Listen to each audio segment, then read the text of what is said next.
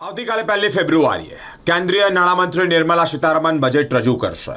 ઘણા બધા વેપારીઓની અપેક્ષાઓ પરિપૂર્ણ થાય છે કે કેમ પ્રશ્નાર્થ છે, પરંતુ ઘણા બધા વેપારીઓ સાથે સ્પાર્ક ટુડે ન્યૂઝે વાતચીત કરી છે, ઘણા ચાર્ટર્ડ એકાઉન્ટન્ટ સાથે વાતચીત કરી છે, ઘણા કંપની ડિરેક્ટરો સાથે વાતચીત કરી છે. તેઓના મંતવ્ય સામે આવ્યા છે. કયા પ્રકારની અપેક્ષાઓ છે તેઓએ પણ માહિતી આપી છે. નમસ્તે મિત્રો, મારું નામ CS Mitul Suthar, former chairman of Vadodara chapter of WRC of ICSI. જે રીતે આપણે સૌ જાણીએ છીએ કે વિઝન 2047 ને એક વેગ આપતું બજેટ જે આપણે જોવા જઈ રહ્યા છે અને આવનારું છે, તે જો વિઝન 2047 ની જ્યારે વાત કરી છે ત્યારે MSME સેક્ટર, ત્યારે સ્ટાર્ટઅપ ઇન્ડિયાના જે ઇનોવેશન જે છે, ભારતની જે સ્કિલ છે, ભારતમાં જે આઈડિયા છે અને એનું જે ઇનોવેશન છે, આર્ટિફિશિયલ ઇન્ટેલિજન્સ, આત્મનિર્ભર in the intelligence in AI પણ આપણે જોવા જઈ રહ્યા છે અને એમાં ઘણા બધા ફાયદા મળી રહ્યા એને પ્રમોટ કરવા એને માટેના તમામ પ્રયાસો કરતું આ બજેટ આપણે જોવા જઈ રહ્યા છે અને આવનારું છે એવું મારું માનવું છે. તો ડિજિટલ ડેટા પ્રોટેક્શન, કંપની એક્ટની અંદર, ફેમાની અંદર GSTને લગતા, ઇન્કમ ટેક્સને લગતા જે સુધારા છે અને સરળતા છે એ આપણને જોવા મળી શકે છે એવું લાગી રહ્યું છે. રોજગારીને ઉત્પન્ન કરતા અને ઔદ્યોગિક ક્ષેત્ર અને MSME સેક્ટરને પણ પ્રમોટ કરતા ઘણા બધા પ્રયાસો અને ઘણી બધી સ્કીમો, ક્રેડિટ ગેરંટી સ્કીમ છે કે કોઈ બસ સ્ટાર્ટઅપ જે છે એને કંઈક હેન્ડહોલ્ડિંગ મળી રહે, શરૂઆતના સ્ટેજમાં આઈડિયેશન, સ્કેલિંગ અને એક્સેલેટિંગ મળી રહે, એ પ્રમાણના તમામ પ્રયાસો થાય અને એક ફિનાન્શિયલ સપોર્ટ અને એક ગવર્નન્સ સપોર્ટ એને મળી રહે એવા પ્રયાસો કરતો આ બજેટ એકંદરે આપણને જોવા મળશે એવું મારું માનવું છે.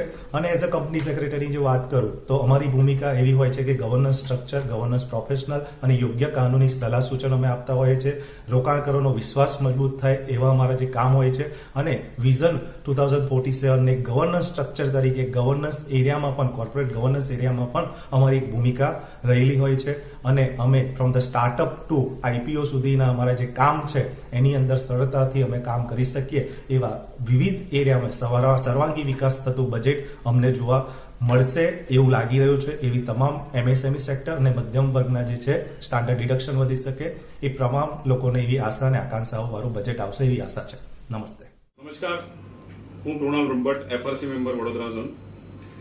કાલે બજેટ 2026 જે આવી રહ્યું છે, જે નિર્મલા સીતારામનજી દ્વારા 9મી વાર પ્રેઝન્ટ કરવામાં આવશે, જે એક મહિલા દ્વારા 9મી વાર બજેટ પ્રેઝન્ટ કરવું એઝ અ ફાઇનાન્સ મિનિસ્ટર, એમાં જ ઘણી મોટી ઉપલબ્ધિ છે અને ભારતમાં મહિલા સશક્તિકરણ માટે એક પાયારૂપ મોટી ઓળખ છે.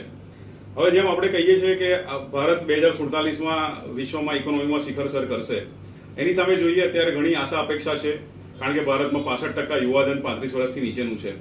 તો એવું માનવું છે કે 35 વર્ષથી ઓછા ઉંમરવાળા લોકો માટે કાલના બજેટમાં ઘણી બેનિફિટની સ્કીમ્સ આવશે. એમને સ્કિલ ડેવલપમેન્ટ માટે પણ ઘણું બજેટમાં પ્રાવધાન થશે અને મહિલાઓ માટે પણ એમને સશક્તિકરણ કરવા માટે, એમને સ્કીમના બેનિફિટ્સ આપવા માટે, અલગ રીતે લોન આપવા માટે ઘણી બધી સ્કીમનું અનાઉન્સમેન્ટ થશે એવી આશા છે. હવે આપણે જેમ જોઈએ કે ખેડૂતો માટે MSP માટે ઘણા ટાઈમથી સરકાર દ્વારા પ્રયત્નો થઈ રહ્યા છે. તો MSPમાં એક પ્રાવધાન એવું ચાલી રહ્યું છે, કોસ્ટ પ્લસ 50% પ્રોફિટ નું ઘણા સમયથી એક ફોર્મ્યુલા બનાવવાનો પ્રયત્ન ચાલી રહ્યો છે. જે ટેકાના ભાવમાં જે કોસ્ટ હોય એમાં 50% એડ કરી અને MSP બંધાય એવો એક પ્રયત્ન થશે એવું કાલના બજેટમાં અપેક્ષા રાખીએ છીએ. હવે એની સાથે સાથે સ્ટાર્ટઅપમાં પણ એવું છે કે ભારત અત્યારે હરણફાળ ભરી રહ્યું છે. વિશ્વમાં ડિફેન્સ સેક્ટરમાં, ઓટોમોબાઈલ સેક્ટરમાં સ્ટાર્ટઅપ થકી ભારતમાં ઘણો રૂપિયો આવી રહ્યો છે અને નવા ઇનોવેશન થઈ રહ્યા છે.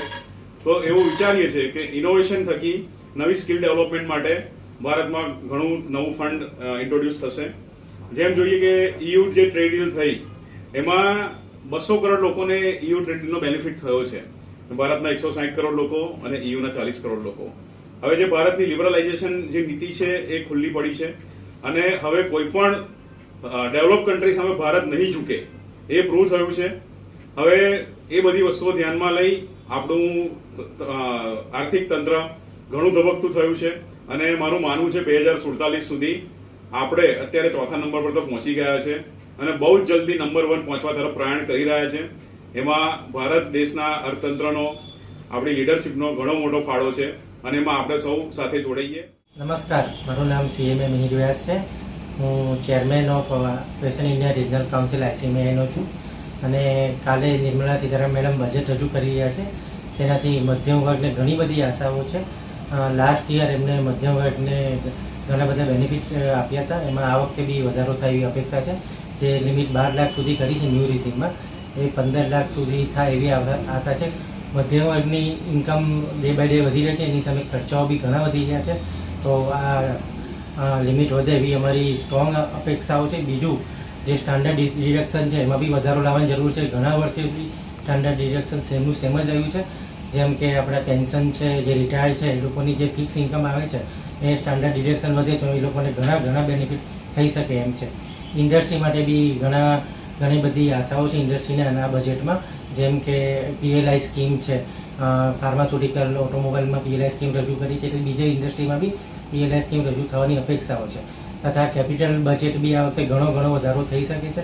ઇન્ફ્રાસ્ટ્રક્ચર ક્ષેત્રે બી જે 1.5 લાખ કરોડની કેપિટલની ફ્રી લોન આપે એવી અપેક્ષાઓ રાખી રહ્યા છે. તથા MSME યુનિટમાં બી જે ટેક્સ રેટ છે એમાં થોડોક ઓછો થાય એવી અમે અપેક્ષાઓ રાખી રહ્યા છે. કારણ કે વિશ્વ ધોરણે તમે જોઈ રહ્યા છો, ડોનાલ્ડ ટ્રમ્પ તથા US કેનેડાના યુદ્ધ ચાલી રહ્યું છે, એની ઇમ્પેક્ટ બરોડાને બી ઇન્ડિયાને બી પડી રહી છે. તો ઇન્ડિયાને બી ટેક્સ રેટમાં MSMEને ઘણા બેનિફિટ આપે એવી અપેક્ષાઓ રાખી રહ્યા છે. ટેક્સટાઇલ ઇન્ડસ્ટ્રીને અહીં ઘણી ઇમ્પેક્ટ થઈ છે. તો ટેક્સટાઇલ છે, જેવી કે ફાર્માસ્યુટિકલ છે, એવી ઇન્ડસ્ટ્રીઓને બી કંઈક ઇન્સેન્ટિવ આવે એવી અપેક્ષા બજેટમાં આપી રહ્યા છે. મારું નામ CMA CFP મોહિત નાગદેવ, MD ફિન્યુ સર્વિસીસ પ્રાઇવેટ લિમિટેડ અને CMA ઇન્સ્ટિટ્યૂટ બરોડા ચેપ્ટરના ટ્રેઝરર તરીકે કાલે પહેલીવાર રવિવારના દિવસે બજેટ સત્ર થવાનું છે અને નિર્મલા સીતારમણ મેડમ, આપણા ફાઇનાન્સ મિનિસ્ટર, પહેલીવાર રવિવારે બજેટ પેશ કરશે. અને અમારી એવી આશાઓ છે કે capital markets STT security transaction tax છે એને થોડું ઘટાડવાનું પ્રાવધાન આવી શકે છે. બીજું અમને એવું લાગે છે કે NPS નેશનલ પેન્શન સ્કીમ જે છે એમાં અમુક લોકોને ઉશ્કેરવા કે લોકોને ઇન્વેસ્ટ કરવા વધારે ઇન્વેસ્ટ કરવા માટે પ્રાવધાનો ચેન્જ કરવા આવી શકે છે, જેથી કેપિટલ માર્કેટ્સમાં થોડું વધારે પ્રાવધાન મળે. અને અમને એવું લાગે છે કે જે રીતે હમણાં ક્રિપ્ટોકરન્સીનું પણ જેન ઝી લોકોમાં વધારે થઈ રહ્યું છે એલોકેશન, એના ઉપર થોડા સ્ટ્રિક્ટ લોઝ ચેન્જ કરવામાં આવી શકે છે. જય હિન્દ, જય ભારત.